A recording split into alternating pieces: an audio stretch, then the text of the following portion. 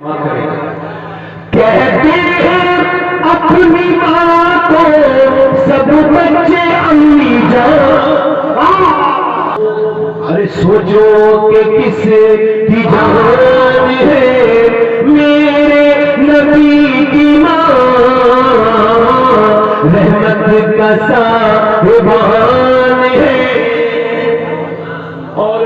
شکریہ۔ اور حضور کی والدہ کے بارے میں یہ جو غیر مسلم لوگ ہیں نا بدعقیدہ، یہ جو وابی دیوبندی، یہ حضور کی والدہ کو کہتے ہیں معاذ اللہ وہ ایمان والی نہیں تھی، مگر سنی کیا کہتا ہے سماعت کریں۔ سنی کہتا ہے زلفوں سے لے کے پاؤں کے ناخن کی نوک تک، زلفوں سے لے کے پاؤں کے ناخن کی نوک تک، ایمان ہی ایمان ہے میرے نبی کی ماں، ایمان ہی ایمان ہے۔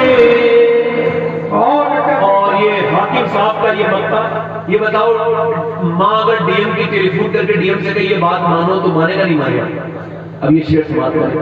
حاکم وہ جس کے حکم پر حاکم بھی جی کہے، حاکم وہ جس کے حکم پر حاکم بھی جی کہے، واللہ وہ حکمران ہے میرے نبی کی ماں۔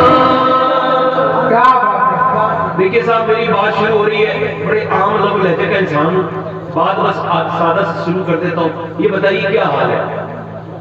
ٹھیک ہے، ٹھیک ہے، خیریت ہے؟ بس یہی میری تقریر ہے۔ اللہ کی پوری نعمت ہے، وہ کوئی بھی ہو دھیان ضرور لے، اللہ کی پوری رحمت، حضور کی محبت کی پوری علامت، اللہ کا کرم، اللہ کا فضل، اللہ کا انعام، بس انہی دو جملوں میں چھپا ہوا ہے کہ جب کوئی کسی سے پوچھے کیا حال ہے تو حضور فرماتے ہیں مومن وہ ہوتا ہے تو یہ کہتا ہے ہر حال میں اللہ کا شکر ہے، ہر حال میں۔ بس یہ دور ناشکری کا دور ہے، یہ کا دور ہے ناشکری کا۔ میرے شیخ غوث العظم عبد القادر جیلانی فرماتے ہیں کہ انسان کی سب سے بڑی تکلیف یہ ہے وہ اللہ کے سامنے رونے سے پہلے کتنے لوگوں کے سامنے رو چکا ہوگا۔ آپ کتنے لوگوں سے پوچھیں کیا حال ہے؟ بس ٹھیک ہے، بس ٹھیک ہے، کٹ رہی ہے، کاروبار نہیں چلتا، یہ ہے وہ ہے، کتنا ایماندار صحیح، مگر میاں اس کا چہرہ ایسا بنا ہوتا ہے لگتا ہے اسے کبھی دیکھ ہوئی ہے، اس سے باقی نہ کرو، اتنا تکلیف۔ میں کہتا ہوں دنیا کا سب سے بڑا حسن یہ ہے کہ آپ اللہ کا شکر شروع کر دیں، کیونکہ جو بندہ اللہ کا شاکر ہوتا ہے وہی اللہ کا دوست ہوتا ہے۔ شکر شروع کریں۔ یہ توحید کے بعد نا سب سے زیادہ زور دیا گیا ہے صبر اور شکر پر۔ عقیدے کے بعد سب سے زیادہ زور قرآن میں کس چیز پر دیا گیا؟ صبر پر، ناشکری نہ کرو۔ میں آپ کو بتاؤں ناشکری کیا ہے؟ آج کے زمانے میں آپ دیکھو سب کچھ دیا اللہ نے۔ پہلے زمانے تھے، میرے دایا کہتے تھے بیٹے پہلے کے زمانے ایسے گزرے، عید بقرعید پر گیہوں کی روٹی ملتی تھی لوگوں کو کھانے، ایک جوڑی کپڑے میں محلے کے کئی لوگ برات کر لیتے ہیں، ایک جوتے کپڑے لوگ جوتے تک مانگ لیتے ہیں، یار میں شادی میں جا رہا ہوں ذرا جوتے دے دے۔ ان کے پاس لائٹ نہیں تھی، گرمی میں پنکھے نہیں تھے، سردیوں میں جو ہے نا ان کے پاس ہیٹر نہیں تھا، گرمیوں میں اے سی نہیں تھا، مگر میاں ایسے لوگ تھے کہ جن کے پاس کچی مسجدیں تھیں، ان کے مکان کچے تھے، ان کے پاس گاڑیاں نہیں تھیں، وہ میاں بیل گاڑی میں سفر کرتے تھے، مگر میرے اور آپ کے بزرگ جو قبروں میں سو رہے ہیں جب ان سے کوئی پوچھتا تھا نا کیا حال ہے تو میاں بڑا منہ بھر کے کہتے تھے اللہ کا بڑا شکر ہے۔ مگر آج دیکھو لائٹ ہے، پنکھا ہے، اے سی ہے، کار ہے، گھر ہے، دولت ہے، پورے گھر میں تمام دنیا کا راشن بنا ہوا ہے، پھر بھی کوئی پوچھے کیا حال ہے بندہ رو دیتا ہے یار وہ ٹھیک نہیں، کام نہیں چل رہا، وہ بس اللہ کا شکر ہے۔ ایک صاحب کو میں نے دیکھا، میں نے کیا حال ہے؟ کہا ٹھیک ہے، کٹ رہی ہے، اللہ کا شکر ہے۔ میں نے کہا اتنی گندی باتیں کرنی تھی تو بعد میں اللہ کا نام کیوں لیا؟ میں آپ کو بتاؤں ناشکری کسے کہتے ہیں؟ یہ ناشکری ہے کیا؟ گرمی بہت ہو رہی ہے، یہ ناشکری کی بات ہے۔ سردی بہت ہو رہی ہے، بارش نہیں ہو رہی ہے یا ہو رہی ہے، ہوا بہت تیز چل رہی ہے. اچھا بتائیں لوگوں کو مزہ آتا ہے ٹیلی فون بات کرنے کا, بڑی گرمی ہوگی تو کوئی فائدہ نہیں, کوئی مطلب ہی نہیں. کتنی بار بھی کہتے ہیں کہ آپ گرمی ہو بہت ہو رہی ہے تو کیا ٹیمپریچر کم ہو جائے گا, کیا حرارت کم ہو جائے گی؟ آپ مجھے بتائیے. آپ اگر کہتے ہیں سردی بہت ہو رہی ہے بہت ہو رہی ہے, کچھ لوگوں کو میں نے دیکھا ابھی کچھ دیر پہلے سردی بڑی ہو رہی ہے سردی, ان کے کہنے سے کیا ہو گیا؟ یہ بتاؤ, آپ بتاؤ, آپ کا نام لکھ گیا اللہ کے کام پر شکوہ کرنے والوں, اعتراض کرنے والوں. آپ نہ شکر میں لکھے, بس آپ نے کہہ دیا گرمی بہت ہو رہی ہے. ایک مرتبہ ہوا بہت تیز چل رہی تھی, ایک صحابی نے کہا حضور ہوا بہت تیز چل رہی ہے, اور میں خاموش, وہ چل نہیں رہی ہے, اسے میرا رب چلا رہا ہے.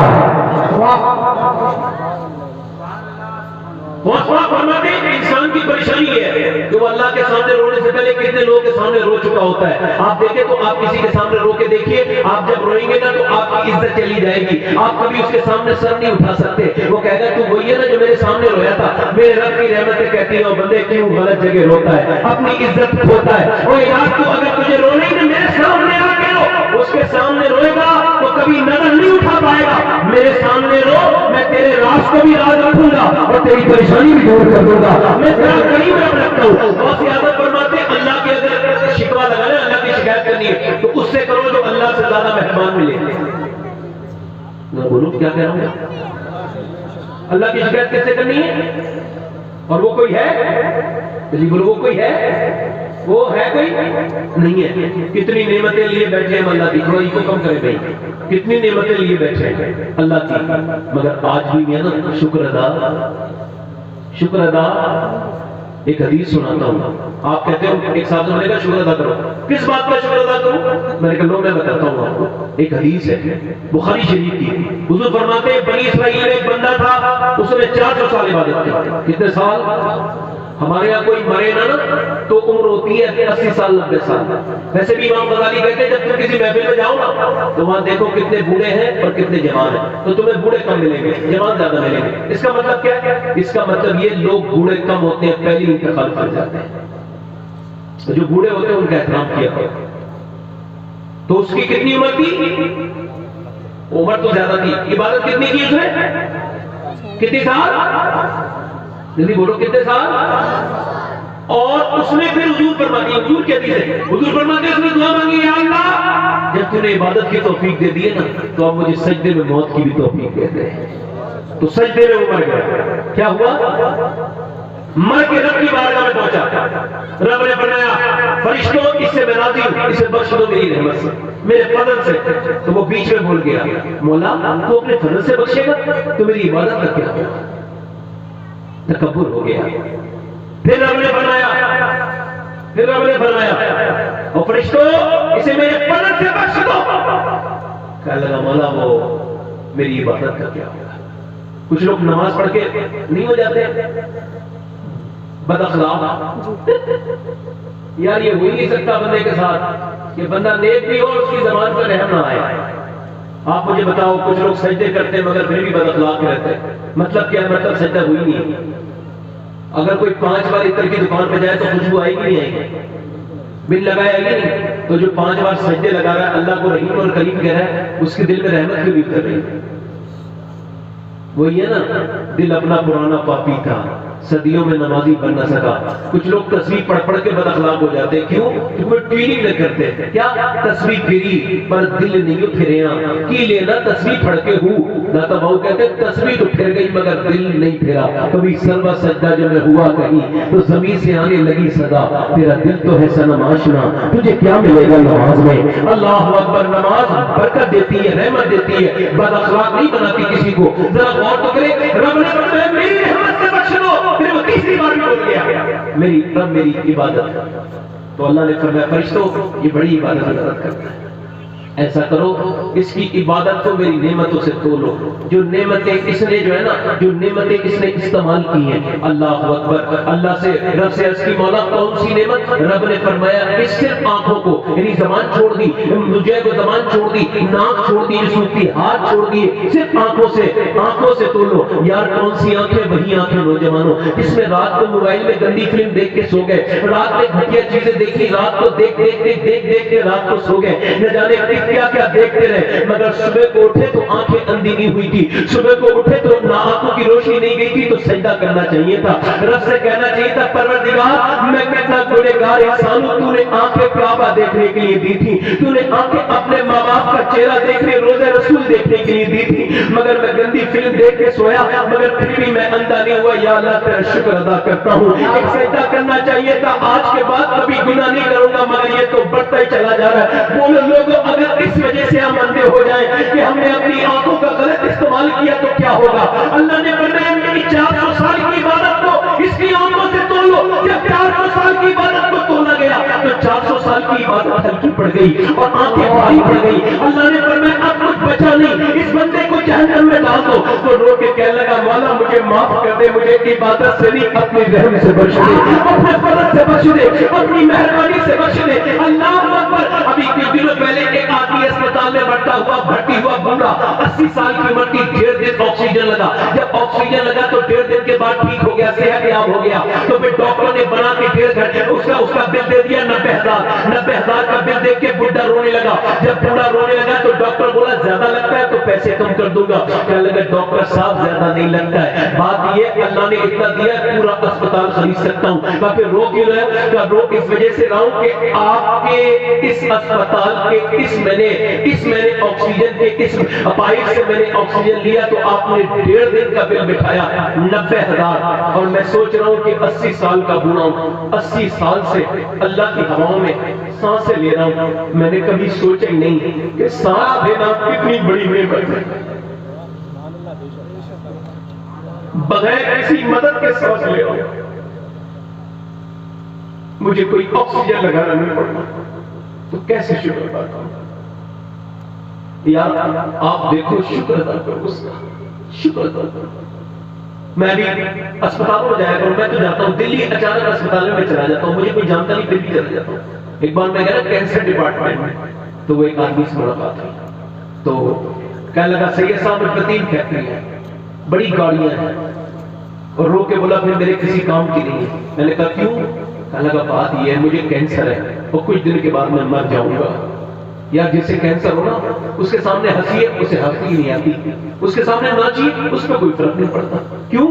کیونکہ وہ جیتے جی مردہ ہوا ہوتا ہے، انتظار کرتا ہے موت، اسے رپورٹ آ جاتی ہے کہ تو مرنے والا، نہ پھر اسے نیند آتی ہے نہ چین آتا ہے، وہ موت کا انتظار کرتا ہے۔ کسی کی کڈنیاں فیل ہیں، کسی کو شوگر بہت ہے، کسی کا بلڈ پریشر ہائی ہے، کسی کو کوئی بیماری ہے، اگر مجھے کوئی بیماری نہیں ہے تو مجھے ایک سجدہ کرنا چاہیے تھا، کہنا چاہیے تھا یا اللہ تیرا شکر ہے مجھے صحت دی ہے، تیرا شکر ہے۔ اللہ فرماتا ہے لئن شکرتم لا ازیدنکم، تم شکر کرو میں نعمتیں بڑھا دوں گا، مطلب یہ اگر صحت پہ شکر ادا کرو گے تو اللہ لمبی صحت عطا کرے گا۔ یاد ذرا غور تو کرو، ایک بزرگ شیخ سعدی کہتے ہیں مرتبہ میں گزر کے جا رہا تھا، چلتے چلتے چلتے چلتے میرے جوتے ٹوٹ گئے، کہتے جب ٹوٹ گئے نا تو میرے پیروں میں چھالے پڑ گئے، اور چھالے پڑ کے پھر ٹوٹ گئے، اور ٹوٹے تو اس میں سے زخم ہو گئے، اس میں سے خون نکلنے لگا، میں چلتے چلتے پریشان ہو گیا، میں نے دیکھا میرے پیروں میں جب چھالے پڑ گئے تو میں رو کے بولا مولا اتنا تو عطا کر دے کہ میں جوتے خرید لوں۔ کہتے چلتے چلتے جب میں نے اگلا موڑ موڑا تو میں نے دیکھا ایک انسان ہے، اس کے دونوں پاؤں نہیں ہے، میں سجدے میں گر گیا، میں نے کہا یا اللہ مجھے معاف کر دے، میرے پاس پاؤں تو ہیں، چاہے اس میں زخم ہے اس کے پاس تو پاؤں نہیں ہے میرے رب۔ یار اگر آپ کے پاس اولاد ہے تو بے اولاد کو دیکھ کے اللہ کا شکر ادا کر دو، اگر آپ کی اولاد صحیح ہے اس اولاد میں کوئی بھی اپائش نہیں ہے، شکر ادا کرو۔ جس گھر میں بچے اپائش ہوتے ہیں پورا گھر اپائش ہو جاتا ہے۔ ایک بزرگ نے مجھ سے کہا سید صاحب اگر آپ کے بچے یتیم نہیں ہوئے نا تو شکر ادا کر دو۔ میں کیا مطلب؟ کہنے لگا اگر آپ انتقال کر گئے ہوتے اور آپ کے بچے یتیم ہو گئے ہوتے تو کہاں کہاں مانگ رہے ہوتے، کس کس کے سامنے کون کسے سینے لگاتا ہے یار؟ اگر آپ کے چھوٹے چھوٹے بچے اگر آپ مر جاتے تو آپ کے بچے یتیم ہو جاتے۔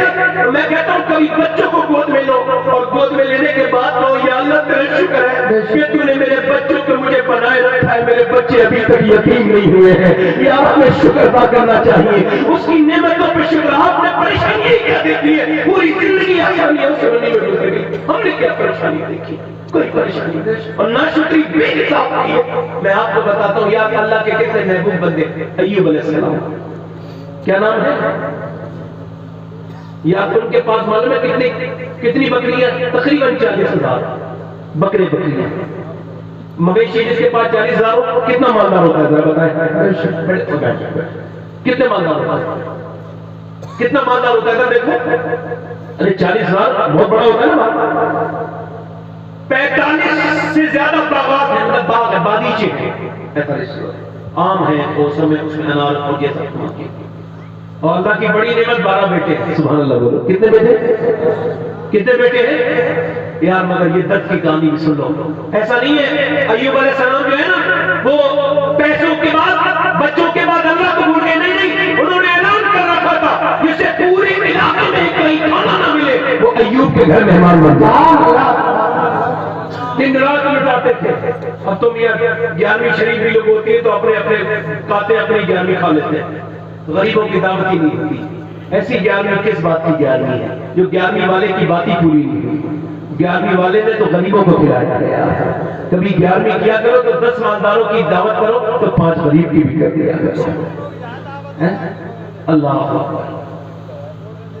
توجہ ہے؟ کوئی غلطی ہو گئی مجھ سے کہتے تھے. اچھا اب آپ نہ بولے مجھے بولنے دیں. میری بات سمجھ آ رہی ہے؟ سمجھ آ رہی ہے؟ تو کتنے بچے تھے؟ لنگر چل رہا ہے, خوب اللہ کا ذکر ہو رہا ہے. ایوب راتوں کو رو کے اٹھ کے روتے ہیں اللہ کی بارگاہ میں. مگر ایک دن امتحان شروع ہو گیا. آپ کیا سمجھتے ہو آزمایا نہیں جائے گا؟ آزمایا جائے گا, ہے نا. سنیں کیا ہوا معلوم ہے؟ ایوب علیہ السلام کے ساتھ ایک فرشتہ آیا, کہنے لگا آپ کا امتحان ہوگا. کیا ہوگا بولو؟ امتحان ہوگا, آزمائش ہوگی. تو کیا ہوا؟ دوسرے دن بیٹھے ہوئے تقریر کر رہے تھے. تقریر کرتے کرتے کرتے کرتے ایسا طوفان آیا, لوگ ادھر ادھر چلے گئے. طوفان جب رکا تو دوسرا طوفان آ گیا. ایک آدمی آیا آ کے بولا حضور اب بڑی خبر خطرناک ہے. بولے کیا خبر ہے؟ ایسی خبر چلی ہے سارے باغات کے پیڑ تھے سب ٹوٹ گئے, گر گئے, بنجر زمین ہوئی, کچھ نہیں بچا. دوسرا آدمی آ گیا. یار ایک امتحان ہو گیا تھا, اب دوسرا نہیں ہونا تھا. نہیں, دوسرا بھی تیار ہے. 10 منٹ کے بعد ایک اور آدمی آ گیا. کہنے لگا حضور ایک امتحان اور ہے, ایک سخت بات خبر اور ہے. بولے کیا خبر ہے؟ کہنے لگا پانی اتنا خطرناک طریقے سے آیا, ایسی شکل لے کے آیا کہ ساری بکریاں مر گئی, سارے مویشی مر گئے. تو نیچے کو منہ کر لیا. مگر ایک بات بتاؤ, باپ کا جنازہ اٹھانا آسان ہے, مگر بیٹے کا جلدی بتاؤ, بیٹے کا کسی اس آدمی سے پوچھنا, اس سے پوچھنا جس نے اپنے جوان بیٹے کا جنازہ اٹھایا. وہ بتائے گا کہ اور یار میں نے دیکھا ہے 4 آدمی کھڑے کرتے ہیں ہاتھ پکڑ کے, یار چلو قبرستان تک تو چلو. وہ کہتے ہیں کیا جاؤں, میری لاٹھی جو ہے نا وہ تو کس کے اوپر ہے, میرا بیٹا تو مر گیا. کہاں سے تو جائے. تو یار وہ ایوب علیہ السلام بیٹھے. ایک آدمی آیا, کہنے لگا حضور اللہ آپ کو صبر دے, آپ کو ثابت قدم رکھے, بڑی خطرناک خبر آیا, درد بھری خبر. آپ نے فرمایا بولو کیا خبر؟ کہنے لگے آپ کے بڑا بیٹے دعوت کھانے گئے تھے اور اس کے بعد یہ ہوا کہ وہ چھت گر گئی, 12 کے 12 شہید ہو گئے. آنکھوں میں سے پٹ پٹ آنسو گرے. آہ نہ کر لبوں کو سی, عاشقی دل لگی نہیں ہوتی.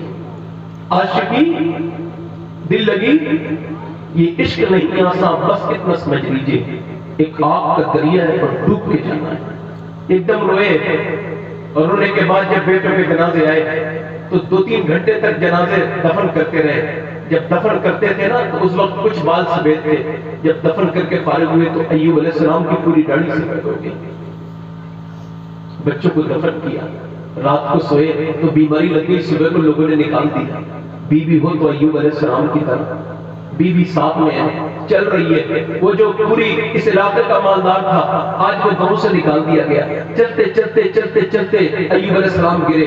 میں ان کی خبر پہ بھی حاضری کی ہے, ان کی بیوی کے مزار پہ میں نے حاضری کی ہے. چلتے چلتے گر گئے. جب گرے نے ایوب علیہ السلام تو ہاتھ اٹھا لیے اور دعا کرنے لگے, مولا ایوب تیری بنائی ہوئی تقدیر پر راضی ہے, مگر تجھ سے ایک ہی دعا ہے میرے پروردگار, حالات کچھ بھی ہو مجھے ناشکری سے بچا لینا, سب کچھ تیرے ہی تھا. عیسیٰ علیہ السلام جا رہے ہیں, ایک بندہ کوڑی ہے, لنگڑا ہے, اندھا ہے, مگر کہہ رہا اللہ تیرا شکر ہے مجھے بڑی بیماری نہیں ہے. عیسیٰ علیہ السلام بولے تیری نظر میں بڑی بیماری کون سی ہے؟ تو کہنے لگا میری نظر میں بڑی بیماری ناشکری ہے. اللہ کا شکر ہے مجھے ناشکری والی بیماری نہیں ہے. یاد رکھو واصف علی واصف فرماتے جس دن تم شکر شروع کرتے ہو آدھی پریشانی تو اسی دن دور ہو جاتی ہے. شکر میں اللہ نے رحمت رکھی ہے. اچھا آپ حضور کو کتنا جانتے ہیں؟ اللہ کے رسول کو کتنا جانتے ہیں؟ میں تو ہر دن جانتا ہوں حضور کو، ہر نئے طریقے سے حضور کو جاننے کی کوشش کرتا ہوں، مگر حضور کو کوئی جان نہیں سکتا، ان کا رب جانتا ہے. بعد خدا حضور کو تو قصہ مختصر حضور کی شان، لیکن رضا نے ختم سخن اس پہ کر دیا. مگر حضور کی تھوڑی سی آج میں بات بتاتا ہوں. یار آپ نے کیا غم سہے، میں نے کیا غم سہے. اور نوجوانوں ذرا دل سے اپنے نبی کی بات سن لو، حضور کی بات سن لو. میری بہنوں تم بھی سنو، اگر میری بہنیں